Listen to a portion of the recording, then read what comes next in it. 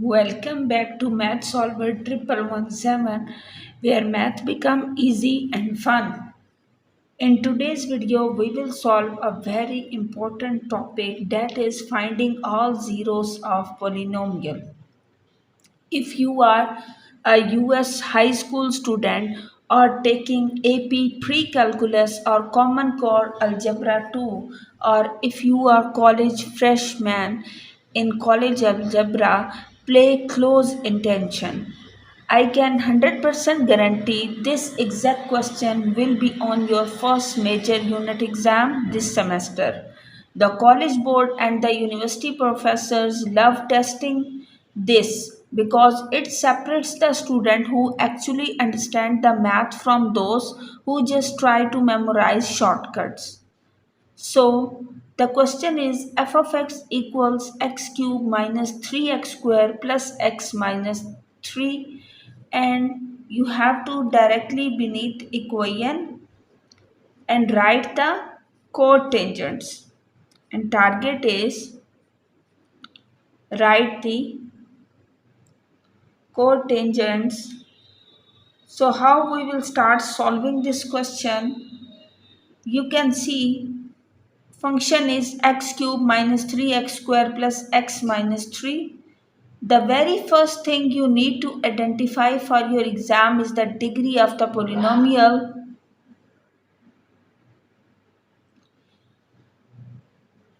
which is the highest power here. And here our highest exponent is 3. So degree equals 3. So in the solution, first of all, we will write degree, that equals 3.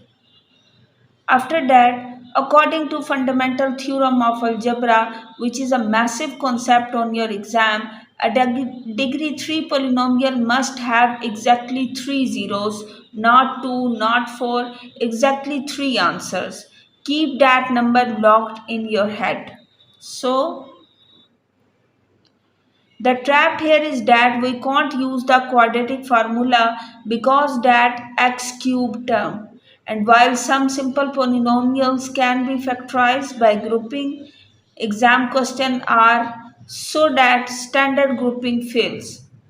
So our first year goal is to find just one single valid rational zero to break down this equation completely. To do, we will use first is rational root theorem. So for this purpose, we will apply here by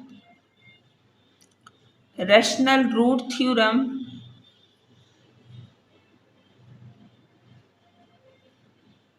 Write down the final fraction common factor. Here the p has the common factor. The letter p is usually represent the factors of our constant terms. The number sitting all by itself at the very end of the equation. In our problem, that number is negative 3. The letter q represents the factor of our leading coefficient, the number in front of our highest power, that is 1. So there is nothing written in front of x cube, that means it is 1. So we will write p factors, that is the factors of 3 plus minus 1 plus minus 3, and q factors are factors of 1 plus minus 1. Directly apply in the p over q form, that equals plus minus 1 and the plus minus 3. So when we divide p values by q values, our list narrows down to just 4 possibilities: positive 1, negative 1, positive 3 and the negative 3. One of our 3 final exam answer is granted to be hidden in this short list. Now instead of guessing blindly or plugging these numbers into the original equation, we are going to use the fastest testing tool available in the US curriculum, that is synthetic division. So with the help of synthetic division, we will solve this. do this here. First of all, write down the numbers. 1 minus 3, 1 and minus 3. First test for x equal 3. So this is 1. Then 3, this will be 0. Then 0, 1 and 1 is time 3 and 0. So it's mean it gives us in the last 0, it's mean x equals,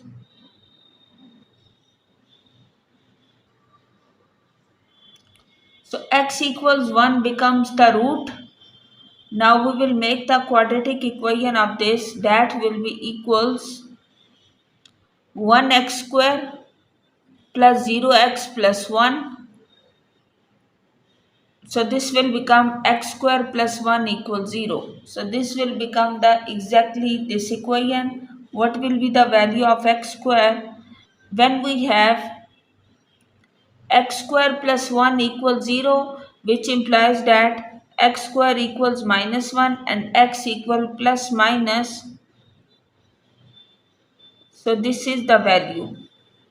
Now it's mean we get the exactly 3 roots here.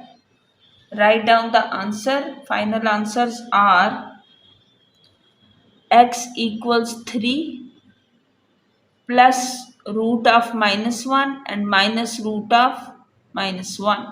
So this is the final answer. You can see how easily we have done this and get the final zeros. Keep this 3-step checklist in your mind for your upcoming exam. First of all, list your potential of P by Q factor, run to the synthetic division to find the remainder of 0 and solve the remaining quadratic equation. If you want to absolutely crush your algebra unit exam this semester, make sure to hit that subscribe button right now and drop a comment below letting me know which math topic is giving you trouble, and I will solve it for you step by step in the next video. See you in the next time. Best of luck for your exam. Keep learning, keep growing. Watch you in the next video.